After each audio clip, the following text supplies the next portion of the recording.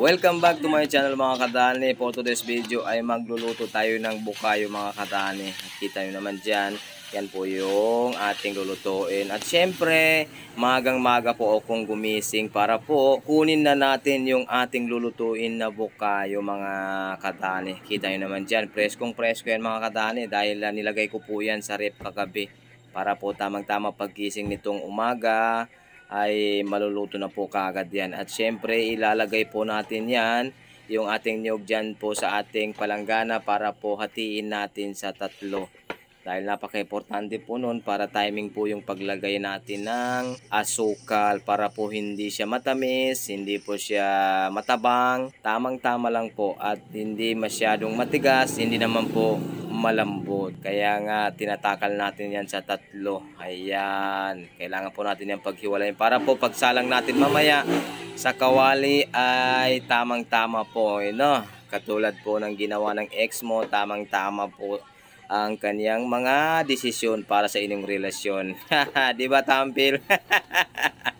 Okay mga kadani, at ayan na nga, inatin na natin sa tatlo yung ating niyog para po mamaya ay pagsalang po natin ay diretso na po sa kawali. At andyan nga pala si Mrs. sa kusina at siya po ay kumuha ng panggatong para po dyan sa ating lulutuin. At ayan nga po mga kadani, uubusin na natin yan para po ready na tayo sa pagpunta doon sa ating kusina at para po maluto na yung ating bukayo mga kadani.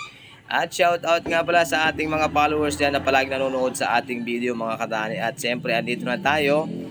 Ayan mga kadani, dito po kami nagluluto. Ayan na yung kawali na ka-ready na ni Mrs. At may apoy na po yan. At mainit na po yung ating kawali para po tamang-tama sa ating pagluluto. At kailangan po natin yan isalang yung ating niyog para uminit na po siya. At lulutuin po natin ng konti yan kasi tatlong paraan po yung pagluluto ng bukayo. Itong sa amin ay shortcut na po ito mga idol. Ayan, hindi na muna namin nilagyan ng asukal dahil niluluto po muna namin yung ating niyog para mamaya paglagay natin ng asukal ay diretso na pong mainit yung ating niyog at madali lang po matunaw yung kanyang asukal mga kadani. At ayan nga, kailangan natin halu-haluin yan para po maluto lahat yung ating niyog. Para paglagay natin ng asukal ay tunaw po kaagad yung ating asukal. Kita nyo naman dyan mga kadani, umuusok na. Ang ibig sabihin po niyan ay mainit na po. At eto na mga kadani, maglalagay na tayo ng asukal. Siyempre 4 na takal po yung ilalagay natin na asukal dyan para po matawa yung kanyang timpla. Ayan mga kadani.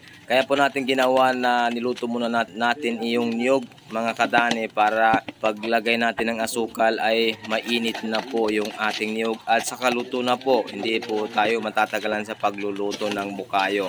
Yung iba, gumagawa ng bukayo, tinutunaw muna yung asukal. Pero yung sa amin, diretso na po ito mga kadani. At ito na nga, luto na mga kadani yung ating bukayo. Wala po tayong pangtakal, kaya mano-mano po yung ginawa namin na pagtakal ng ating bukayo. At syempre dito mga kadani, kailangan po nating bilisan dahil madali pong tumigas yung bukayo kapag tinanggal mo na dyan sa may apoy.